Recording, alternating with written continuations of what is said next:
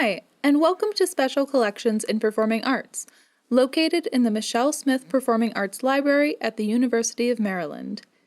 In this video, we'll be talking about how to explore our collections online, request materials, and make an appointment to see us.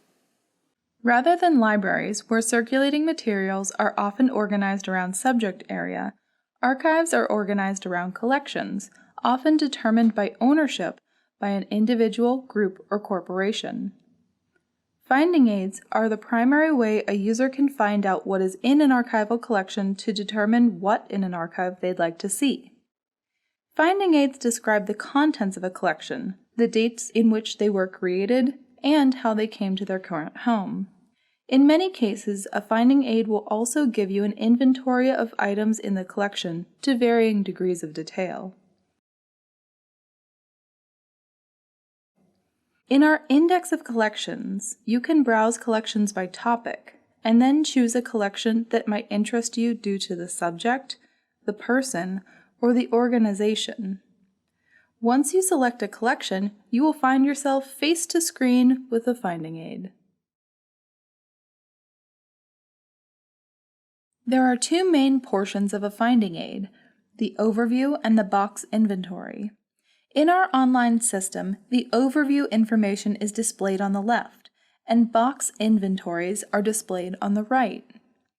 The overview begins with an abstract, which will tell you the nature of the collection and the kinds of materials contained therein. If the contents seem to be something you'd like to know more about, the next stop is the additional description section. The historical note will give you background on the collector or organization the collection is based on, as well as the broader significance of the materials within this collection. If present, the arrangement section will let you know how the collection is organized. Usually, this is done by category of material. Provenance will let you know who created and owned the materials in the collection and how they came to be located here. Related materials will let you know other collections and publications that address the subject both within and outside our collections. If you have read through and decided you want to see precisely what is within a collection, then the last step is to consult the box inventory. The inventory is structured around the arrangement of the collection. Clicking the plus under a section will show you at a box, folder, or item level what specifically is in the collection. If you've found something you want to see in person, the next step is to request materials. So, you've found a collection you're interested in and have highlighted some items you'd like to see. Almost there! When you select a box folder, there will be a button in the upper right-hand corner that says Request Case, along with a case number. Click this button. You will then be brought to a larger inventory of the contents of the box you selected. If you like, you can scan through items here, but don't be overwhelmed. It's all the same inventory you already saw. Click the Request Case button on this page, and you will be nearly there. The only thing now standing between you and archival material is registering for our item request system, Aeon.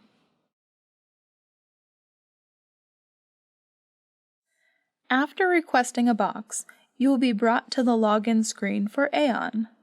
Because our collections are separate from other libraries on campus, we have our own system for requesting items that is more tailored to dealing with the wide range of materials in archival collections. Luckily, it functions essentially identical to other library systems. You log in, request items, and then once you set a time to come view the items, they'll be ready for you when you arrive. At the login screen, select the button for UMD students and faculty or guests. The UMD students and faculty will log in with their university-wide credentials and will immediately be brought to the researcher account page. Guests will select the Guest button And then, if a first-time user, select the Create New Account button. New guest users will be brought to a page outlining university policies for archives. Trust us, this is not meant to scare you, but rather to let you know what to expect the first time you visit us and see what best practices are for using our materials. Once you've read through this primer, click First Time Users click here. Then simply fill out the required information and select Submit Information. Be sure to make note of your chosen password. For the optional categories, don't feel like you need to fill them all in. For example, the Institution tab is just for our researchers coming from other universities, and if that doesn't pertain to you, just leave it blank. Our archives are for everyone. Once you submit the form, you will be brought to your new researcher account page. The final step is to finalize your request and set up a time to come visit and see the requested materials. Select a date on the calendar when you would like to come see the materials. We are open 10 a.m. to 5 p.m. Monday through Friday. The majority of our collections are stored here within scpa, but some of our collections are stored off campus, so we recommend placing a request at least 2 weeks in advance. That being said, we welcome walk-ups, but in some cases we may not be able to immediately get you what you are looking for. Once you have a date selected, simply hit Submit Information, and within a few days you will receive an email confirming the appointment. For more information on our collections, check out our website and other videos.